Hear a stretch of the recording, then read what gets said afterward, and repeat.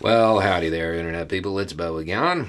So today we are going to talk about those outtakes and the Bannon audio, because watching that, if you are somebody who didn't fall for the president,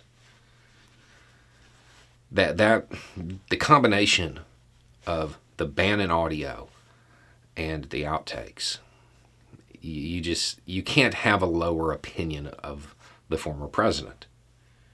Those two things together, they just amplify everything else he did during his administration, right? But they're also a tool. They're going to be super useful.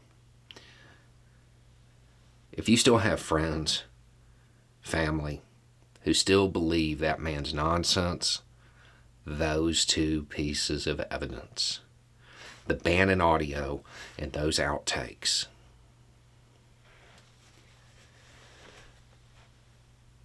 the Bannon audio is from before the election. And he's saying, oh, yeah, even if Trump's losing, he's going to say he won, right? Talks about the early voting, the mail-in voting, and how that gets counted later. The red mirage. We talked about it on the live stream during the election. But rather than educating people about it, they just used it to trick them, to play them, to dupe them. Because they knew they wouldn't understand it. And that lack of knowledge was a window, was an opening for them to get in before the election. And then that's what happened. And then after everything that happened on the 6th, after the lawsuits, after the election had been certified, well, I don't want to say that. I don't want to say the election's over. Yeah, I bet you don't. What it shows is that no matter what, by January 7th, he knew, right? He knew 100%, indisputable, his words, his face. He knew. But here we are almost 2 years later. The man is still calling up to Wisconsin, still peddling these claims because they found that opening. They planted that seed. They got inside and they are manipulating people.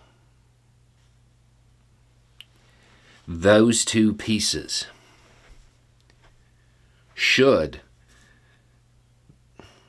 be pretty useful tools in demonstrating that.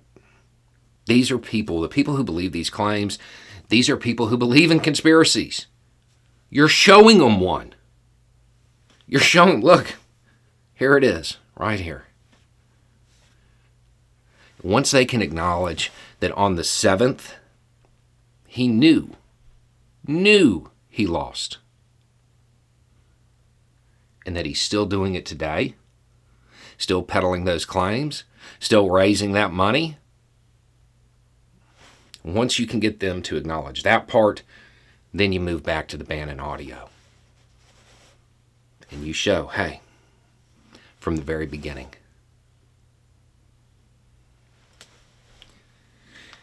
It's going to be painful for a lot of people because Cheney's right. Every time I say that, it just hurts. These are people who, in their mind, they were defending the country because they believed him. He put them at risk over something he knew to be untrue.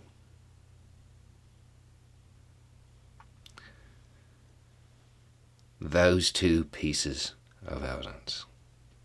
When you encounter these people from now on, friend, family, co-worker, somebody you don't know, that's what you're asking them.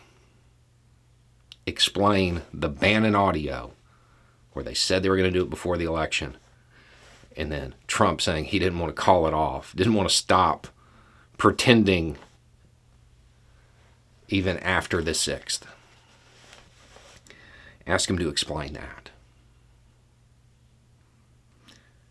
They look for patterns. They look and believe that people played them. They're just looking the wrong way. Turns out the person they gave their trust to was the person that was manipulating them. That's normally how it works. Generally speaking, the people that you view with suspicion can't actually manipulate you.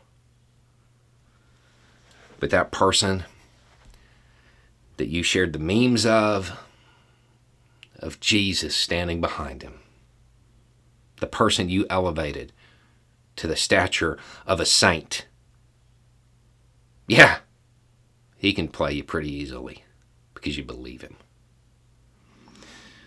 Those 2 clips.